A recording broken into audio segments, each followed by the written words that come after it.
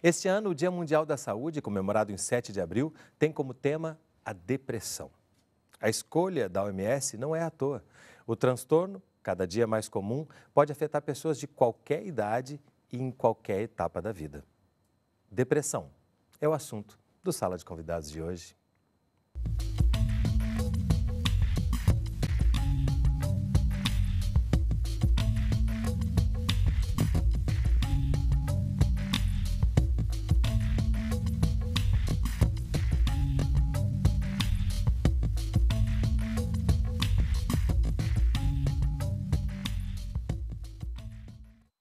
Para conversar com a gente estão no estúdio Laura Cristina de Toledo Quadros, psicóloga e chefe do Serviço de Psicologia Aplicada da Universidade do Estado do Rio de Janeiro, a UERJ, Evelyn Vinokur, psiquiatra e coordenadora dos grupos de apoio a portadores de transtornos afetivos, e Fernando Ramos, psiquiatra e coordenador geral do Programa de Residência Médica em Psiquiatria do Instituto Municipal Felipe Pinel, do Rio de Janeiro. E você também é nosso convidado. Participe fazendo perguntas e comentários. Utilize nosso site, canalsaude.fiocruz.br ou o telefone 0800 701 8122, ligação gratuita. A OMS estima que 320 milhões de pessoas sofrem de depressão em todo o mundo. Na América Latina, o Brasil é o país com o maior número de casos. Não é à toa que a Organização Mundial da Saúde escolheu a depressão como tema da campanha para o Dia Mundial da Saúde este ano. O transtorno vem chamando cada vez mais atenção em todo o mundo. O fato é que a Organização Mundial de Saúde estima que em 2020 será o tipo de transtorno mental que mais vai roubar a vida útil da população. A gente sabe também que em casos severos de depressão, um dos sintomas importantes é a ideação suicida. E é a segunda maior causa de morte na população da faixa etária entre os 15 e os 30 anos. A estimativa da Organização Mundial da Saúde é que a depressão atinja cerca de 320 milhões de pessoas em todo o mundo, o que corresponde a 4,4% da população total. Na América Latina, o Brasil é o país com o maior número de casos, com um índice de prevalência maior do que o índice mundial, de 5,8%. O índice brasileiro corresponde a 11 milhões de pessoas. Nas Américas, o país só perde para os Estados Unidos, que tem um índice de prevalência de quase 6%. No mundo, os países com prevalência de depressão maior que o Brasil são a Austrália, a Estônia e a Ucrânia. Para muitos estudiosos, não está havendo exatamente uma explosão de depressões. O que você tem é um aperfeiçoamento dos instrumentos diagnósticos, junto com o advento desses antidepressivos de última geração, que provocam menos efeitos colaterais. Então, isso acaba aparecendo estatisticamente como um aumento, né, da incidência e prevalência das depressões. O transtorno acomete 2 vezes mais mulheres do que homens e, sem um tratamento adequado, pode se tornar crônica e recorrente, afetando várias áreas da vida. O número de faltas ao trabalho ao longo de um período de 30 dias é 2 vezes maior em pessoas deprimidas, podendo resultar em perdas salariais e até demissão.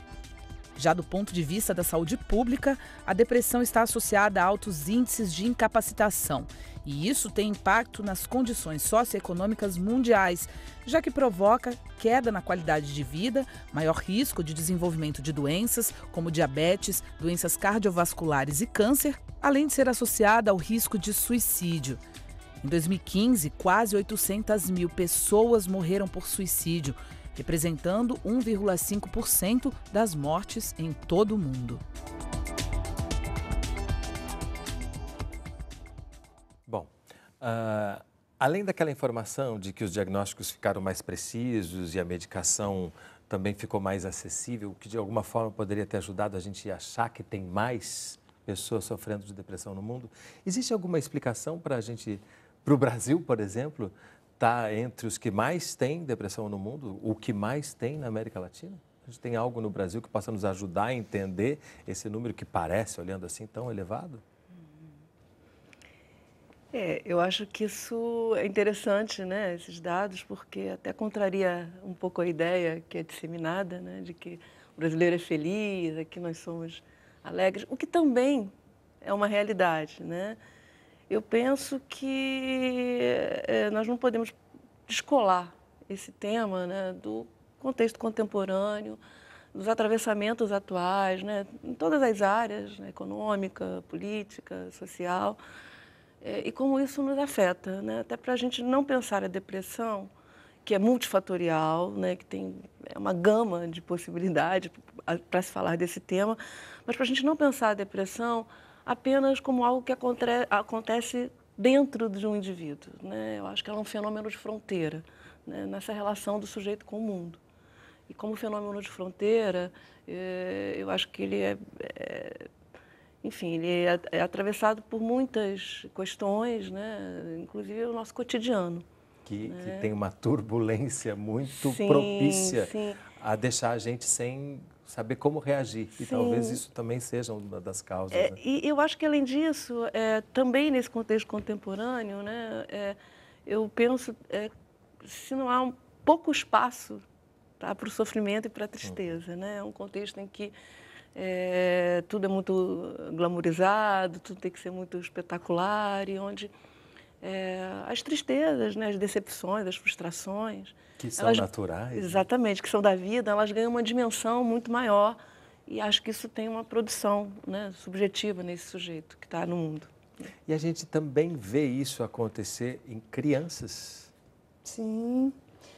Crianças pequenas manifestam a depressão de um modo distinto, né? Elas não vão ficar com aquele humor deprimido, falarem, estou deprimida, estou triste. Mas as crianças pequenas, elas vão ficando mais quietas, mais isoladas, podem regredir no nível de maturação cerebral. Aquelas crianças que já regulavam a urina e fezes podem ter encoprese ou enurese, dores pelo corpo, vômitos. Você está falando de crianças aí pequenas? Crianças pequenas, de 2 a 5 anos. Aquela criança que já estava mais independente, ela regride, não quer mais ir para uma creche, né? Pode ter problemas no sono, passa a querer dormir com os pais, né? Fica com aquela ansiedade de separação. E o que é muito comum é isso passar como uma característica da criança. E nessa vida corrida de hoje em dia, onde as mães trabalham, porque antigamente as mães ficavam mais em casa, era um pouco diferente. Mas hoje em dia, as crianças estão muito em creches e as mães quase todas trabalham, né? Então, fica difícil. Então, a criança vai crescendo e isso, quando chega depois da alfabetização, começa a refletir em problemas atencionais, problemas sociais, né, da esfera social da criança, problemas de aprendizado, problemas cognitivos, porque a criança mais deprimida, ela presta pouca atenção, ela tem medo, né, se isola, e isso pode, muitas vezes, passar despercebido ao longo de uma vida, né? E, assim, a grosso modo, na adolescência, se aquela família, né, principalmente assim, se for uma mãe deprimida ou tiverem pessoas com depressão na família, a gente vê que tem mais possibilidade de um filho ter depressão quando a mãe tem um familiar de primeiro grau.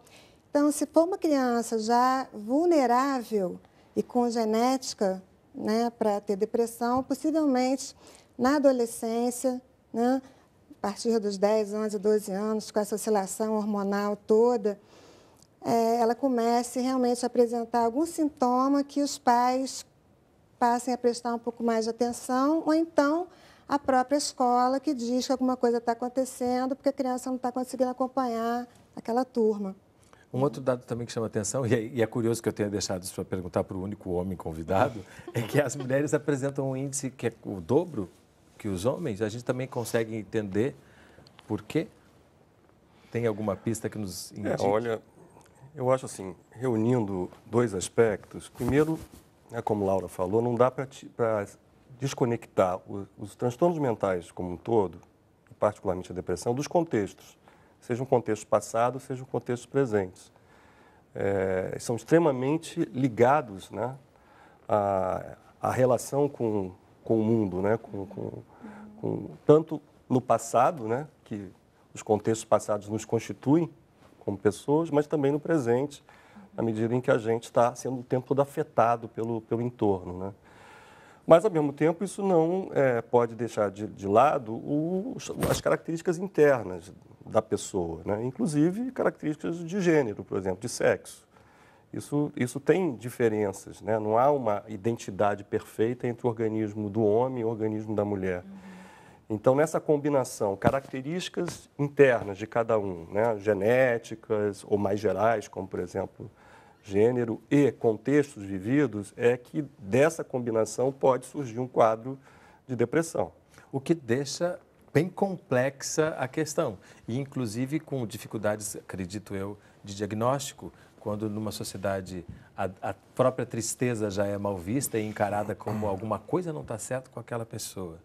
E todas essas outras características que vocês colocaram, me parece que a importância de se ter um diagnóstico preciso é muito grande, né? Até para a gente poder saber o que fazer a partir daí, né? Precoce, quanto mais precoce, né, para você poupar, né, a criança e o adolescente tendo prejuízos, né, ao longo da vida, porque o que a gente vê é que toda essa sintomatologia, desde pequeno, se você não é a expectativa de um padrão ideal de criança, geralmente vai ter uma criança ou um grupo que vai rotular, não raro, até mesmo o professor e até mesmo em casa, com cobranças impossíveis, né? Porque a gente vê, faz um esforço, poxa, você vê que seu irmão consegue, e isso tudo só vai piorando a autoestima, né, da criança e do adolescente, que já não sabe muito bem se explicar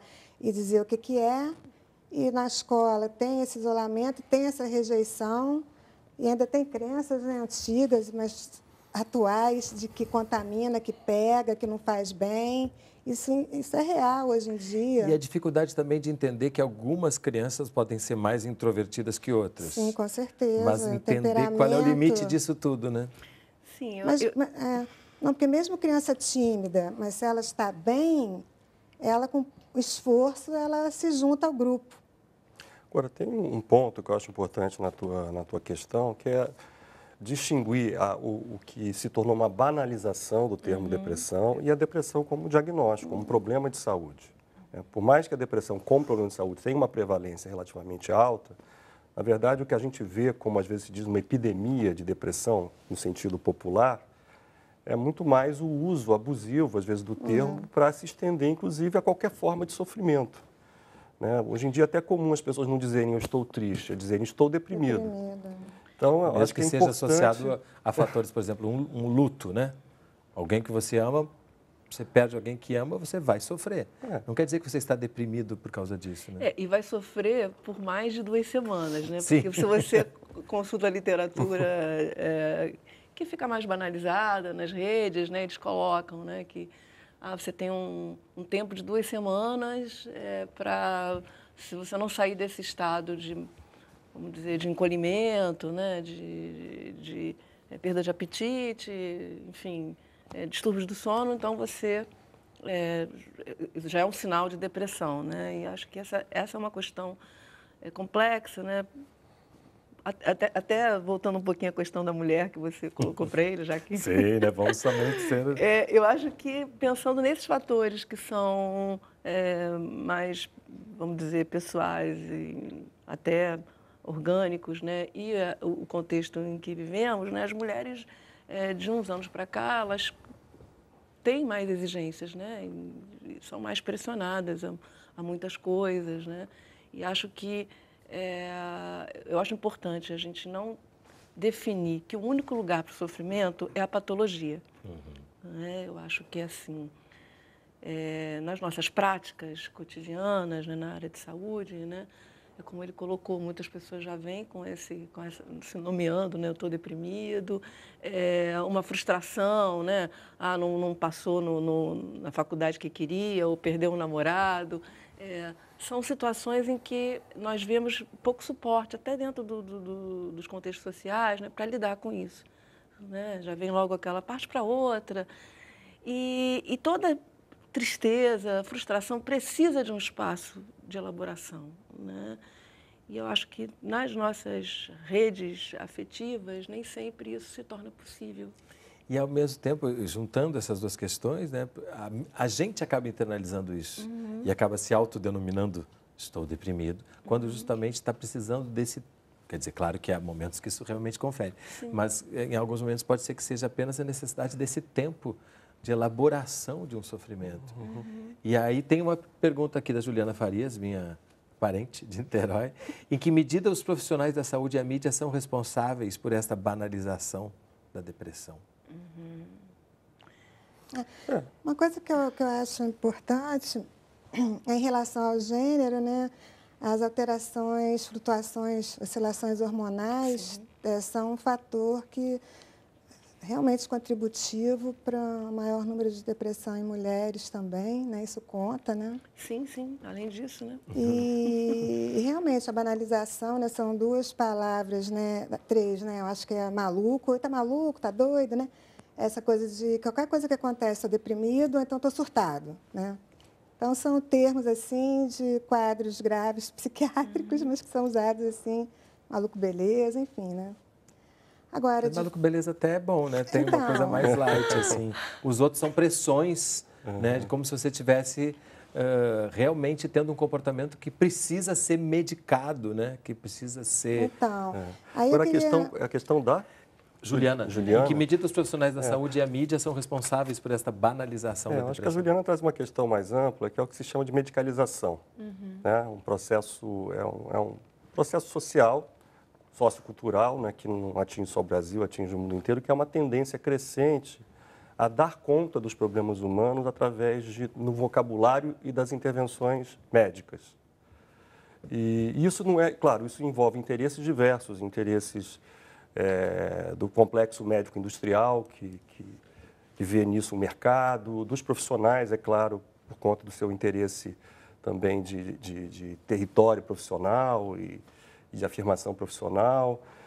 Mas, hoje em dia, a mídia e a própria população está de tal maneira já influenciada e tomada que ela própria também cria demanda para a medicalização. Então, na verdade, é um processo complexo que tem diversas frentes, em que, em última instância, gera uma tendência contemporânea a tentar explicar e abordar os problemas da vida como um todo através de diagnósticos e através de intervenções médicas. Mas a gente está com pouco mais de 15 minutos de programa e parece que não sobrou ninguém, porque você tem as famílias, a mídia, a indústria farmacêutica, homens e mulheres de uma forma geral. Parece que isso que vocês estão falando, dessa banalização, ela está realmente... muito difundida. Né, virou quase que uma nova cultura de... Não sei se a gente pode chegar a esse ponto, espero que não, né, de dizer que é uma cultura de achar que a depressão é mais comum ou mais constante do que ela deve ser. A depressão pode acometer qualquer pessoa, em qualquer idade, em qualquer momento da vida, né? Tem estatísticas que falam 25%, em algum momento, cada pessoa, se já não teve, está tendo ou terá. 25%? A Associação Brasileira de Psiquiatria lançou uma nota com um artigo científico. E a gente tem que pensar também a quem isso serve, né? Quando você pensa nessas informações, ou nessa veiculação, na medicalização. Eu acho que tem uma questão política também, no sentido de que, assim, muitas questões, como, por exemplo, o tempo que a pessoa leva para deslocamento no seu trabalho, né? O tempo, tem e um deslocamento que exato, também é sem qualidade, né? Exato. Então, tem pessoas que dedicam ao seu trabalho e ao deslocamento cerca de 14 horas por dia, né? O que sobra para passar em casa? Juntando a isso, né? Um trabalho que nem sempre é um trabalho que ela tem prazer em fazer, mas que ela precisa fazer, né? Exatamente. Eu acho que práticas da nossa sociedade, né, que precisam ser revistas como um todo. Tá? Então, eu acho que, para a gente discutir esse tema, eu acho importante que ele não seja visto apenas como algo dentro do indivíduo, tá? Mas nessa fronteira, nessa relação que se estabelece com o mundo. É claro que existem situações clínicas, né? É óbvio que elas têm um contorno diferente, mas eu diria que elas são as exceções, né? Eu acho que até mesmo eu acho que a nossa sociedade hoje ela vive de excessos, acumulações. Tá? Então, muitas vezes, quando você vê, né, temas veiculados como superação, né, pessoas com vidas difíceis, superação, beleza, né, e aquele que está ali, que é esse sujeito comum, né, não alcança certos padrões, tá? Esse sentimento de inadequação, né, de insuficiência, gera um embotamento, né, que eu fico aqui me perguntando se a gente... o que a gente tem que patologizar? Essa pessoa, né, principalmente quando esse fenômeno ele atinge, né, os jovens, né, é um dos dados, né, de 15 a 24 anos, uma explosão de depressão nos jovens, né? E o que está sendo oferecido para eles como alternativa até de se ver, de discutir, de se pensar no mundo a partir de outras maneiras que não sejam as impostas, né, as expectativas que se cria em relação a algo a ver isso. com os determinantes sociais da saúde que a gente fala sempre, né? Que a gente não pode ver certas doenças apenas como resultados de fatores biológicos, porque existe uma série de questões em torno que contribuem para isso e que não estão nas mãos do indivíduo, né? E que não são questões estáticas, né? Que elas se movem o tempo todo, tá? Essa para mim, acho que é o grande desafio da contemporaneidade, porque se a gente pensasse em 30, 40 anos atrás, nessas nossas práticas de pesquisa e saúde, algumas coisas se estabilizavam. Tá? E talvez nos permitissem a concluir, a pensar em diagnósticos que pudessem ser mais fechados. Tá? Hoje, acho que é difícil diagnosticar porque muita coisa muda o tempo todo. Tá? Acho que não é só por uma questão de competência, né, dos profissionais, né? Mas há mudanças constantes. Né? E também eu não acho que seja uma questão de competência da pessoa que está no mundo, entendeu? Acho que... Talvez uma forma de colocar isso é pensar o diagnóstico psiquiátrico em geral, mas particularmente depressão, quem está falando, não como uma definição de uma doença intrínseca ao sujeito, né? Mas como um tipo de problema de saúde que precisa ser abordado. Ou seja, alguém está em sofrimento, alguém está com alguma disfunção por conta desse problema e vale a pena ser identificado para que você possa oferecer alguma intervenção. Agora, realmente não dá para simplificar o ponto de entender que é uma coisa apenas intrínseca à pessoa, como se ela estivesse desconectada dos seus contextos. E nem achar que aquilo é a pessoa. Exatamente. Porque muitas vezes a matéria fala em crônica, que pode se tornar crônica e recorrente. O que muitas vezes me parece que diz assim, eu estou bem, mas ela pode voltar a qualquer momento. Então, mesmo que você tenha superado um primeiro momento de depressão real, difícil, aquela espada fica sobre a sua cabeça o tempo inteiro. Então, ela nunca sai do seu horizonte. É importante saber, né, que a pessoa que tem um quadro depressivo maior, episódio de transtorno depressivo maior, ela tem 50% de chance de vir a ter um segundo episódio. O indivíduo que tem 2 episódios completos de transtorno depressivo maior, ela já passa a ter uma chance de 70% a 80% de ter um terceiro episódio. E pessoas que têm 3 episódios ou mais, têm 90% de chance de ter 4 ou mais episódios. Então, realmente é uma doença que tem que haver um tratamento nos casos que tem apropriados, né? Não todos, obviamente, porque há que se entender que a gente também, hoje em dia, para fazer um diagnóstico, a gente leva tempo, porque você tem que colher a história da pessoa, tem que colher a história da família. Isso aí leva mais ou menos 1 hora, 1h30 para você ter uma boa base da pessoa. Porque como é que você vai fazer um diagnóstico conversando com a pessoa, né, 5, 10, 15 minutos, aí você então eu estou triste, está deprimido, estou com sono, sem sono, está ansioso. Poxa vida, não é assim. Para você saber realmente aquele sintoma está articulado a que condições, tem tanta coisa, né? Trabalho, relacionamento com família, são os fatores protetores, os fatores de risco, os gatilhos. Poxa, se você realmente não destinar a cada indivíduo que cada indivíduo é único mesmo, fora as comorbidades, porque a depressão, qualquer doença psiquiátrica, elas têm uma tendência, à medida que forem cronificando, aí se juntando, ansiedade com pânico, com fobia, com TDAH, com bipolar, né? É difícil você ter uma doença pura. Normalmente tem uma com características disso, daquilo, ou de ansiedade. E uma coisa também que não pode deixar de ser vista é a ruptura de padrão. Quer dizer, ela rompe, aquele indivíduo deprimido, ele rompe com o padrão anterior de funcionamento. Isso é uma coisa importante que a gente tem que levar em conta na hora de fazer um diagnóstico. E pode, né, deixar ele mais preciso, né? Isso pode ser ele passa a ficar uma pessoa diferente, né? Sim.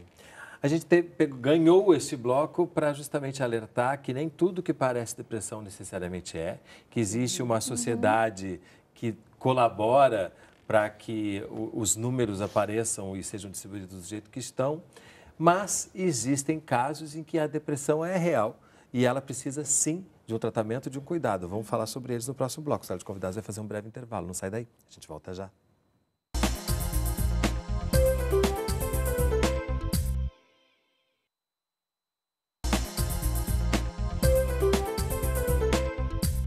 O Sala de Convidados está de volta, conversando sobre depressão, tema deste ano para o Dia Mundial da Saúde.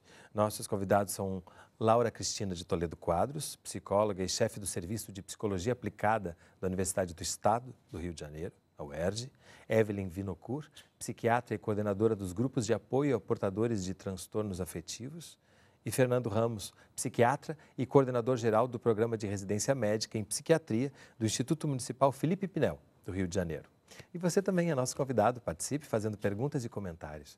Utilize nosso site, canalsaude.fiocruz.br ou o telefone 0800 701 8122, ligação gratuita.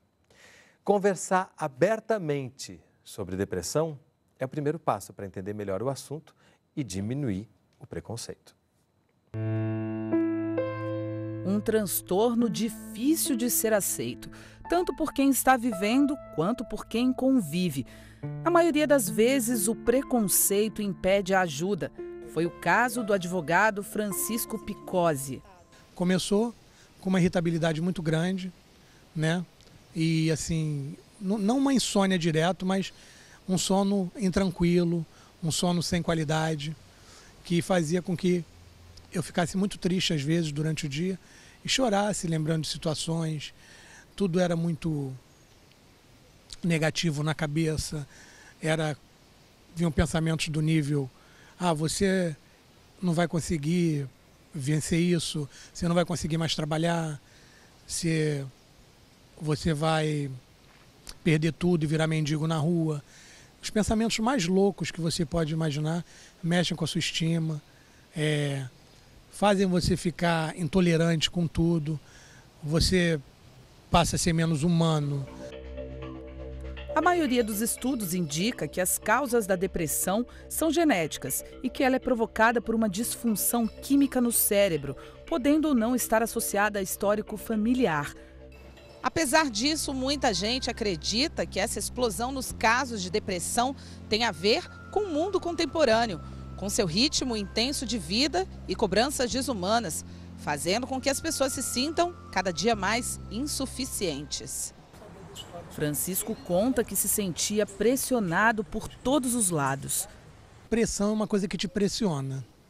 Quando você é muito pressionado a vida toda, por fatores profissionais, por família, por problemas, suas próprias questões na vida, né? Relacionamentos desfeitos e coisa e tal, você tende a fazer uma depressão, que é uma forma de você abrir um buraco para jogar toda essa pressão. No passado, existiam poucas alternativas para o tratamento da depressão. Os medicamentos causavam efeitos colaterais muito fortes.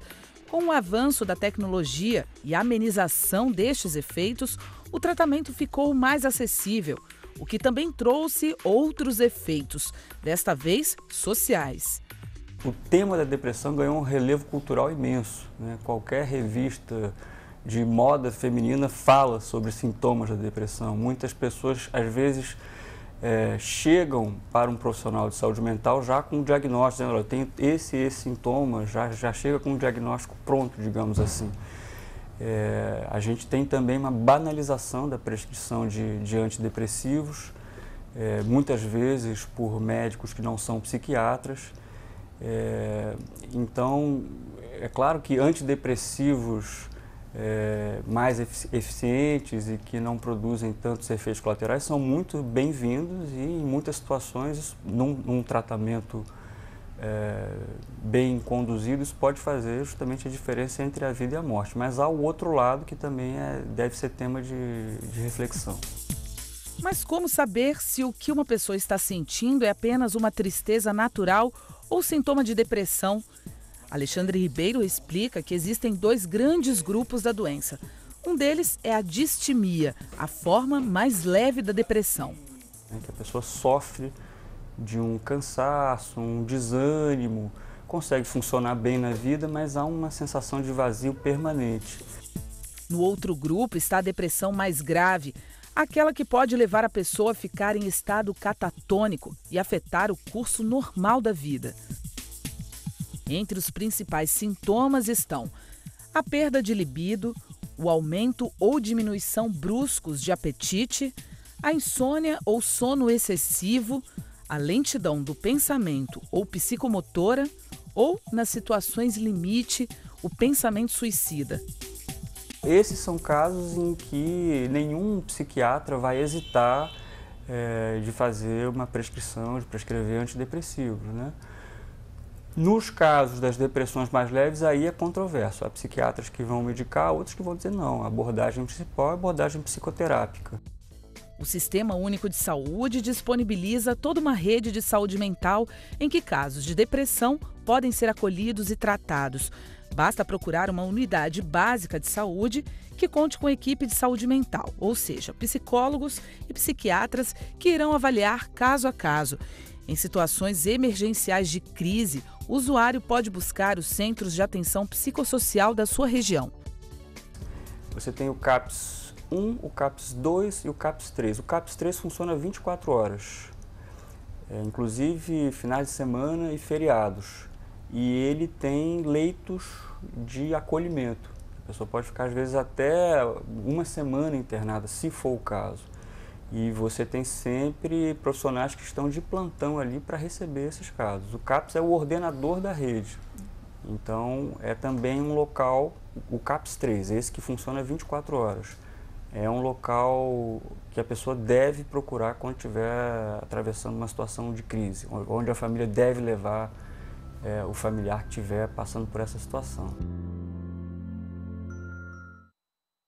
Queria retomar um pouquinho o início da matéria, que fala do preconceito. E é interessante quando a gente fala, parece quase contraditório, quando a gente fala que existe uma banalização, que a gente acha que qualquer tristeza natural pode ser uma depressão, e ao mesmo tempo a dificuldade de lidar quando a depressão realmente existe. Dificuldade muitas vezes da própria pessoa ou até de quem está em volta, dos familiares. E aí vem aquelas coisas que você falou, né? Mas levanta daí, vai dar uma volta no quarteirão, sai dessa. Como se aquilo não fosse realmente algo mais forte do que a pessoa está sentindo. A gente pode entender essa contradição. Porque, né? O que acontece, que eu vejo muito, é o familiar se sentir incompetente, se sentir culpado, né?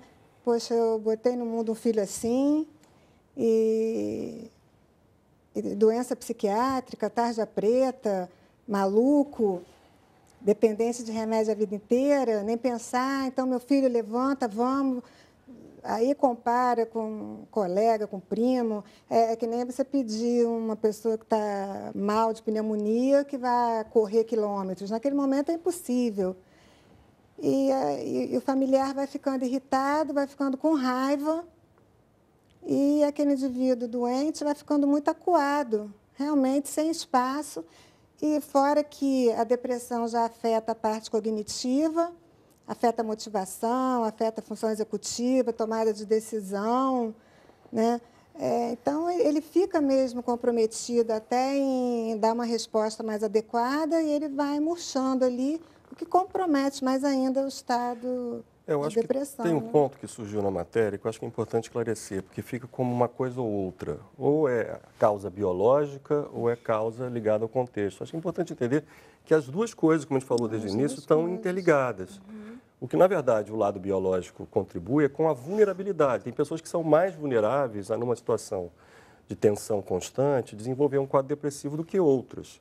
Tá? Mas a maioria das pessoas também precisam estar numa situação de estresse, geralmente um estresse crônico, para que a depressão se inicie e se desenvolva.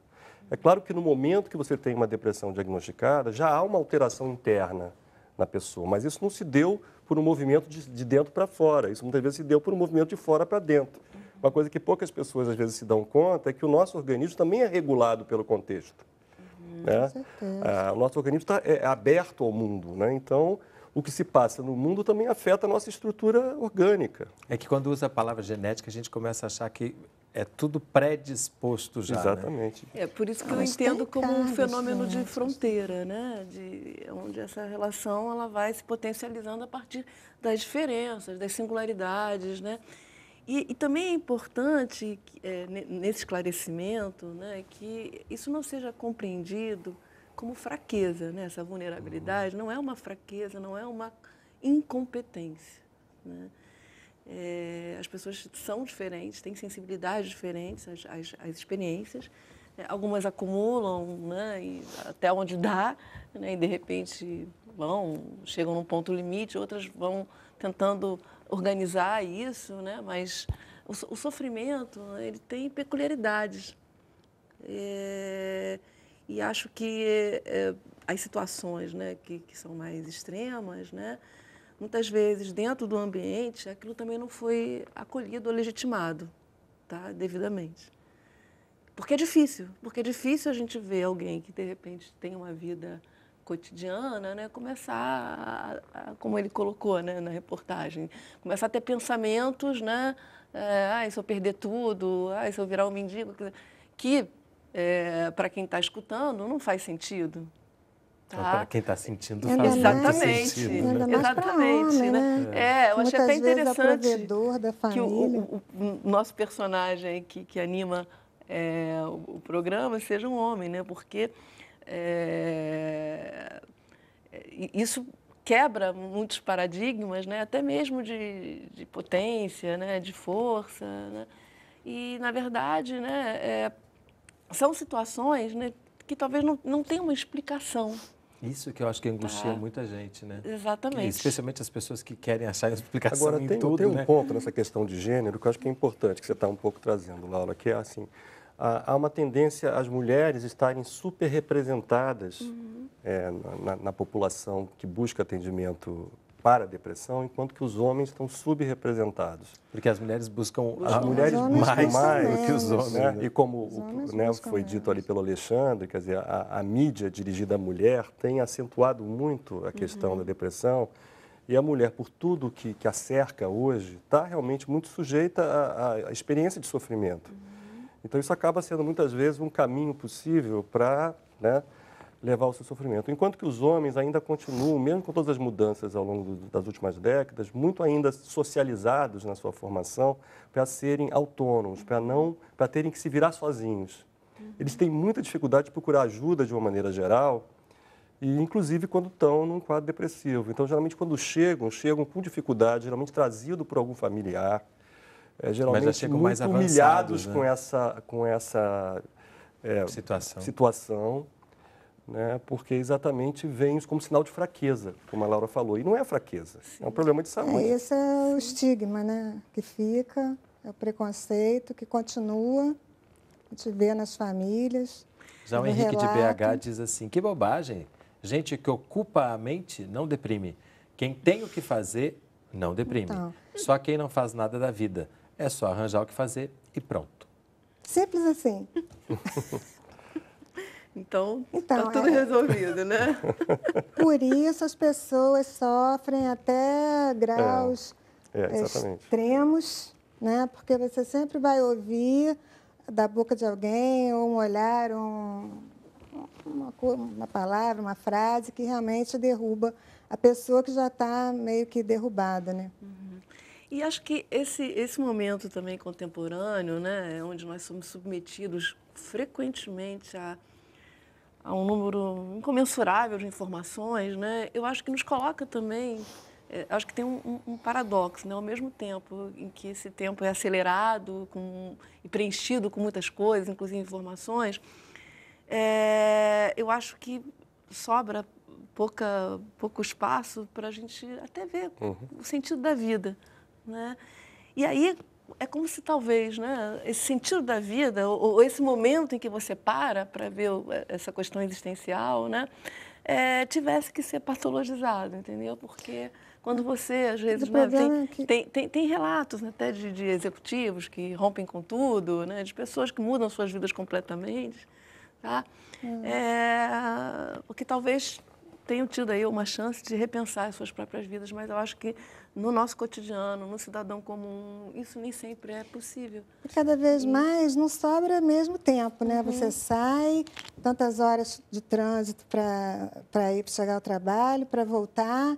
Se tem filho, então, casa, mercado, ficar na internet, dorme. Né? E começa tudo de novo. E começa tudo de novo. Nesse sentido, o Bernardo Quadros, agora o parente é seu, do Rio de Janeiro, diz o seguinte: a OMS optou por este tema por quê, afinal? Penso que estamos num momento muito diferente da vida humana, em que estamos mudando radicalmente nosso estilo de vida. Então, acho que a depressão é como a hipertensão, vai cada vez mais fazer parte das nossas vidas. Não acham? Estados depressivos, sim. Depressão, doença, não, acho que não. Né? A depressão, ela é uma doença com potencial neurotóxico, neuroinflamatório. É uma doença, quando cronificada, ela é sistêmica, ela afeta quase todos os órgãos, ela deprime o nosso sistema imunológico, ela é motivo de causar dores difusas. Muitas vezes você pega uma pessoa deprimida cheia de dores, que ela fica rolando 5, 10 anos com as dores em ortopedistas, reumatologistas, né? Mas aquilo é um sintoma de depressão, né? Porque a dor crônica, quem não vai também se deprimir com a dor? Então, o que vem primeiro ou não, mas a depressão cursa com dor, né?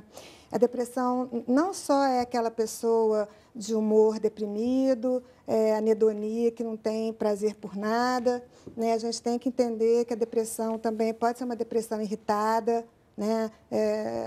Como é que fala? À beira de um ataque de nervos, né? Então, existem depressões reativas, a depressão sazonal, né? No inverno, outono, depressões que engordam. Então, muitas vezes isso dificulta. Depressões que engordam? Depressão atípica, essa avidez por carboidrato, doce, perna de chumbo, a pessoa engorda muito, dorme muito, fica esse humor deprimido, um sentimento de rejeição muito grande e uma quebra, rompe com o padrão anterior de funcionamento. Isso você tem que estar vendo. Porque se for um estado depressivo, ela não rompe, ela continua a duras penas, mas vai fazendo o que tem que fazer. O deprimido mesmo, não, ele rompe, há um abismo ali, uma cisão. Claramente entendeu? perceptível que a vida mudou. Mas agora, trazendo isso tudo que você está falando, eu queria entrar um pouquinho na questão dos medicamentos, né? Ele fala que bom que existem os medicamentos, em determinados momentos eles podem ser a diferença entre a vida e a morte. Por um outro lado, ele fala, mas há uma banalização que faz com que até profissionais que não sejam habilitados prescrevam medicamentos. Mas quem mais prescreve antidepressivo não são os psiquiatras, são os médicos clínicos, ginecologistas, gastros, ortopedistas, hematologistas. Tem um fenômeno aí que a gente já viu essa história antes, né? Nos anos 60, foi o momento em que os tranquilizantes benzodiazepínicos foram introduzidos no mercado para tratar quadros de ansiedade, insônia, no lugar o quê? Dos barbitúricos. Os barbitúricos, né? Inclusive pessoas famosas como a Marilyn Monroe se suicidou, né? Se matou tomando uma dose excessiva, eles tinham esse risco. Eram medicamentos que, tomados numa dose um pouco alta, podiam provocar parada respiratória e morte. E os benzodiazepínicos tinham um perfil de segurança muito, muito superior. E foram lançados, inclusive, com grande estardalhaço pela indústria com essa característica. Nos anos 60? Nos anos 60. O que aconteceu é que, rapidamente, né, até por um trabalho também da indústria farmacêutica, no sentido de alargar o seu mercado, esse critério foi utilizado para expandir para os outros profissionais que não especialistas. Porque, afinal de contas, se é um medicamento mais seguro, eu não preciso saber tanto sobre o medicamento para prescrever, né? O que era diferente no caso dos medicamentos com perfil mais tóxico. Os antidepressivos aconteceu a mesma coisa. A primeira geração, os tricíclicos, inibidores da monoaminoxidase, eram muito tóxicos e também poderiam ser usados, inclusive, como uma arma pelo próprio paciente, tomando em doses altas. A nova geração veio com a mesma característica em relação aos tranquilizantes, com um perfil de toxicidade bastante baixo e com um risco muito mais reduzido, o que permitiu também que, da mesma maneira que nos anos 60, a partir final dos anos 80 e 90, se fizesse a mesma coisa com os antidepressivos de segunda geração. Então, realmente, eles passam a ser prescritos por todos os profissionais médicos, porque também eles se sentem mais à vontade, mais, vamos dizer assim, seguros de prescrever na medida que é um medicamento com perfil bem menos tóxico do que os antigos antidepressivos. E, em termos de medicina, eles têm, digamos, esse direito, não sei se direito é a palavra. É, médico, mas aí eu acho não é ilegal, um risco, porque ele vai estar tratando, acredito eu, estádios depressivos de toda a ordem, porque ele faz a consulta, né, da área dele, né, e a gente que... E tem um dado muito importante, que é, inclusive, de esclarecer. As depressões, elas podem ser depressões unipolares ou bipolares. Isso e uma coisa que vem acontecendo com muita frequência com essa generalização do uso por todos os profissionais que não são especialistas, é que muitas vezes a pessoa está apresentando uma depressão bipolar, ou seja, que faz parte de um quadro de bipolaridade, e nesse caso o uso de antidepressivo pode agravar o quadro de bipolaridade. Faz a virada maníaca. Mas vamos entender aqui para os leigos que depressão unipolar e bipolar, o que as difere? No caso da depressão unipolar, a pessoa tem só depressão. Tá? No caso da depressão bipolar, ela tem depressão e ou quadros maníacos ou hipomaníacos. Para o próprio leigo entender, hipomania ou mania é o inverso da depressão. Se na depressão a pessoa fica desanimada, lentificada, triste, no estado maníaco ou hipomania a pessoa fica acelerada, muito ativa, às vezes eufórica. Que é o que a gente comumente chama de bipolar mesmo, né? A gente, que é um termo também que foi banalizado. Também, né? Porque aí se você está triste, se você está meio triste num dia, no outro tem um já virou bipolar. Já virou bipolar. É outra palavra. Eu acho que uma questão também, aí mais olhando para a minha prática clínica, né, que quando essas pessoas são medicadas por profissionais que não são psiquiatras, muitas vezes ela fica com uma certa detenção desse poder, né, sobre a medicação, e quando ela se sente melhor, ela para. Tá? E isso também traz um dano para o organismo, né? E ela acaba assim, não realmente considerando um tratamento. Acho que até por falta de esclarecimento mesmo, né, de estar com um profissional adequado, né? Isso cria outros loopings, né? O que não conta em relação à medicação de saúde pública, acho que vale a pena só lembrar, é que, na verdade, o que a gente ainda vê muito mais do que o uso indiscriminado de antidepressivo pelos outros profissionais, ainda é o uso dos benzodiazepínicos, dos tranquilizantes. Então, é muito frequente você ver chegar uma pessoa, às vezes, com anos de uso de benzodiazepínico. A gente pode dar um nome vulgar para eles, para entender quem são? O Rivotril, todo mundo vai localizar, o alprazolam frontal, Lexotan, Valium, né, diazepam para quem usa o genérico. São remédios mais baratos também, são remédios baratos e que ficam banalizados ajudam também, a controlar a ansiedade, que é, às vezes, um dos sintomas predominantes na depressão. Então, muitas vezes, a pessoa chega no seu médico clínico, ginecologista, com uma queixa de ansiedade, de mal-estar, e sai com a prescrição de algum desses medicamentos. Às vezes, passa anos tomando isso, e isso vai melhorar um pouco a ansiedade, mas também vai gerar uma tolerância, às vezes até uma dependência, e não vai tratar a depressão. Né? Tolerância à dependência, você falou no determinado momento, né? Toma remédio a vida inteira.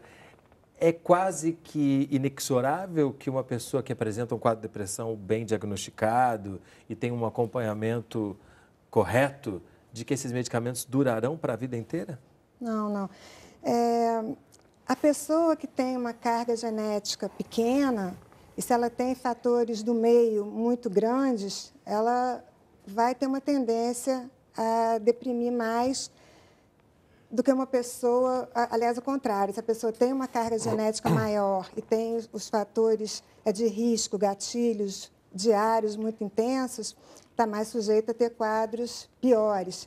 se essa pessoa faz uso de álcool, o álcool deprime o sistema nervoso central, né? Ela é depressogênica. Então, o álcool muito usado, né, por jovens, adultos, né, em festas e tudo mais, principalmente as pessoas muito ansiosas, com fobia social e deprimidos também, os tímidos em excesso, fazem uso do álcool por quê?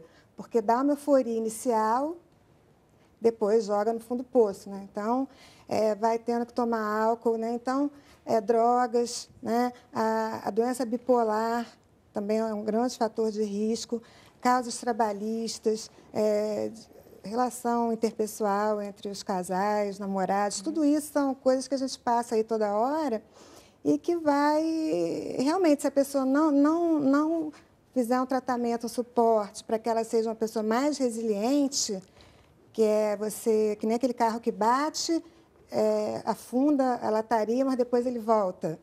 Né? Quanto mais resiliente, quer dizer, a gente tem que tratar a depressão também com exercício físico, né? Como a yoga, musicoterapia, psicoterapias, e terapias cognitivo-comportamental, para você aprender a solucionar problemas, a ser mais resiliente, a ser mais assertivo. Tudo isso ajuda a combater a depressão. E que pode levar você, num determinado momento, não precisar mais do remédio. Claro. Mas acho que é importante para a pessoa que está assistindo distinguir um episódio depressivo, um primeiro episódio depressivo, de uma depressão que já se revelou recorrente. Ou seja, em que a pessoa já teve vários episódios. Né? Como a Evelyn mencionou, à medida que você vai tendo repetições de episódios, isso vai te sensibilizando a novos episódios. Então, a partir de um certo ponto, que geralmente se convencionou um terceiro episódio, de fato, nesse momento, no estado da arte de conhecimentos, é recomendado um uso contínuo da medicação antidepressiva. Mas não no primeiro episódio. No primeiro episódio, inclusive, na oportunidade que você tem de precocemente tratar, há uma chance bastante razoável que após um tempo de continuação, apenas para garantir uma estabilização, você possa retirar a medicação. Além do mais, o paciente, evidentemente, não vai ficar só com a medicação. Será também proposto a ele outras formas de abordagem terapêutica, associada à medicação. O que essa, por sua vez, vai continuar depois. Então, às vezes, o paciente começa uma psicoterapia e a medicação é encerrada e ele segue com a psicoterapia. E a psicoterapia, a psicologia tem uma gama de possibilidades, né? Não apenas a psicoterapia cognitivo-comportamental, né? Que é uma técnica mais específica, né? E que nem todos talvez se adaptam, né? A gente tem outras propostas, como a própria abordagem gestáltica, abordagem existencial, a própria psicanálise, né? Que é mais comum, que são também modos de expressão, né? Em que essa pessoa ela tem a chance, talvez, de como ele colocou, né, de poder talvez expressar as questões que estão o pressionando, né, e ressignificá-las naquele espaço, né, porque a medicação, né, ela atua e acho que ela é muito importante como no processo de tratamento, especialmente nesses casos, mas as questões existenciais elas vão continuar, né, assim. A batalha pela vida, relações que não dão certo, né? Afinitude. Frustrações, afinitude, exatamente. Então, eu outras acho doenças. que o espaço psicoterapêutico e também abordagens, né, como ela colocou, né, atividade física, meditação, yoga, eu acho que são possibilidades desse sujeito ampliar, né, outras maneiras de compreensão de si e do mundo. Com a né? família também é extremamente importante, porque no caso de criança e adolescente, que adianta você tratar a criança se a base ali daquela mãe não acredita, não aceita, tem um preconceito, já enxerga, já compara. Então, é muito importante o trabalho com a família. Realmente, se você não tirar um tempo e esclarecer e orientar, é uma coisa que vai pecar em muitos pontos, porque vai depender de comprar um remédio, de não falar nenhuma piadinha do remédio, porque a família ajuda ou a família atrapalha muito, a gente sabe disso. Né? E a gente viu na matéria que o CAPS, especialmente o CAPS 3, que fica 24 horas, é um excelente local para você procurar. E aí tem uma questão que fala aqui para o doutor Fernando. Quando a depressão requer internação em lugares como o Pinel, e qual o caminho para isso, Maria de Lourdes, do Rio de Janeiro? Quando a depressão requer internação em lugares como Pinel? A pergunta é essa. Olha, em geral, quando o caso atingiu um nível de gravidade onde a pessoa já está numa situação de risco, por exemplo, de suicídio, né, ou num risco, por exemplo, de inanição por conta de uma anorexia, né, de uma inapetência severa, e que você precisa fazer uma intervenção mais intensiva. Mas é importante a gente deixar claro que isso hoje é uma situação muito excepcional, né? Primeiro que é importante destacar, é claro que o CAPS, e particularmente o CAPS 3, que funciona 24 horas, 7 dias por semana, é um lugar onde exatamente pode acolher situações de crise, e não apenas as emergências ou os hospitais, né? E isso muitas vezes se resolve no nível do CAPS. Mas os problemas mais brandos de depressão, eles vão ser, na verdade, abordados na atenção básica, né? A equipe de atenção primária, como apareceu na matéria, é que vai poder identificar com a ajuda, com o apoio matricial dos profissionais da área de saúde mental, psicólogos e psiquiatras, mas que vão poder acompanhar, porque são quadros que não começam com sintomas leves e que não tem sentido encaminhar para a rede estratégica, a rede especializada, porque pode-se resolver isso com, claro, apoio e orientação no nível da atenção primária. Então, hoje em dia, em todos os lugares do mundo que tem, principalmente sistemas universais de saúde, esse é uma preocupação de capacitar e de apoiar os profissionais da atenção básica para que eles possam identificar e cuidar das formas leves e moderadas de depressão, já que exatamente a prevalência é muito alta e não há nenhum lugar do mundo, nem nos países do primeiro mundo, que você teria número suficiente de especialistas para cuidar, sejam psicólogos ou psiquiatras, dessas pessoas. Elas precisam de um acesso facilitado e aí a atenção básica cumpre essa função. As formas mais severas, evidentemente, vão precisar de atenção especializada e essas realmente vão recorrer à rede específica, né? A rede de atenção psicossocial, os CAPs, eventualmente, cada vez de forma mais rara, aos hospitais e às enfermarias psiquiátricas. Perfeito. E eu acho que também uma das coisas mais importantes é o que acabamos de fazer aqui, que é falar abertamente sobre isso, tentando acabar, ou pelo menos diminuir o preconceito, tentando dar espaço para os sofrimentos que são sofrimentos humanos, né? Não os confundir com depressões, mas patologias, entender que é um fenômeno de fronteira, portanto, se há questões externas, mas há questões externas que, infelizmente, a contemporaneidade está agravando, mas que a gente, sabendo disso, também pode buscar saídas. Obrigadíssimo pela presença de vocês aqui conosco. Nós agradecemos. E se você quiser baixar ou compartilhar esse programa, entre no nosso site, canalsaude.fiocruz.br. Você pode também acompanhar o Canal Saúde no Facebook e no Twitter. O Sala de Convidados contou com a colaboração da NBR e a gente se vê na próxima semana. Até lá.